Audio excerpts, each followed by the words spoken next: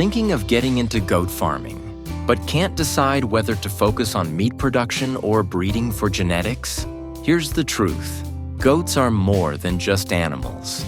They are biological assets, just like real estate or stock investments.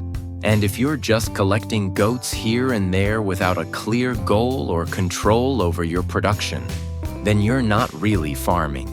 You're taking a risky gamble. Welcome back to the channel. Today, we're breaking down the economics of goat farming. Specifically, the difference between rearing goats for meat versus breeding. Both can be profitable, but only if you understand the strategy behind each model.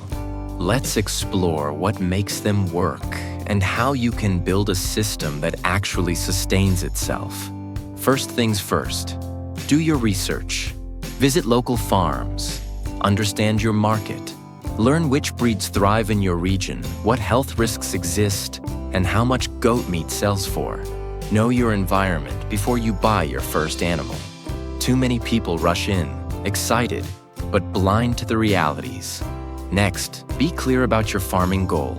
Are you raising goats for meat sales, or are you building a breeding program? Meat farming demands large numbers and consistent turnover. Breeding, on the other hand, focuses on fewer animals, but with higher value per goat. If you're starting small, breeding often makes more economic sense in the long run. Regardless of your goal, you need to track everything. That means recording birth weights, weaning weights, vaccination schedules, feed costs.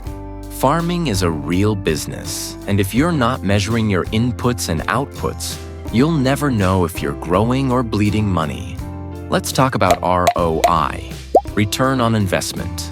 Goat farming doesn't pay off overnight. A typical goat has a 5-month pregnancy, followed by at least 3 months before the kid is weaned. That's over 8 months before you see any potential returns. And that's assuming everything goes right. So you need to plan carefully for every phase of that timeline. Now, when it comes to the meat versus breeding debate, here's the core difference. Meat production depends on volume. You need a lot of goats to fulfill even small meat contracts. Breeding relies on quality, and good genetics can fetch premium prices with fewer animals.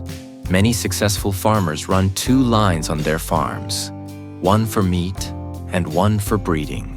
This allows them to manage resources wisely and reduce waste. Finally, keep it real. Farming isn't always the rosy picture you see in millionaire farmer YouTube videos. It's tough, slow, and requires sacrifice. But with a solid plan, local breed adaptation, and consistent effort, you can build something sustainable, even on a small budget. Just be realistic about survival rates, mortality, and how many goats you actually wean, not just how many are born. If you're serious about goat farming, treat it like a business. Think long-term. Track every detail. Build your numbers with patience and strategy. And remember, the people who succeed in farming aren't the ones chasing hype, but the ones who stay consistent and calculated. If you found this helpful, don't forget to subscribe to the channel.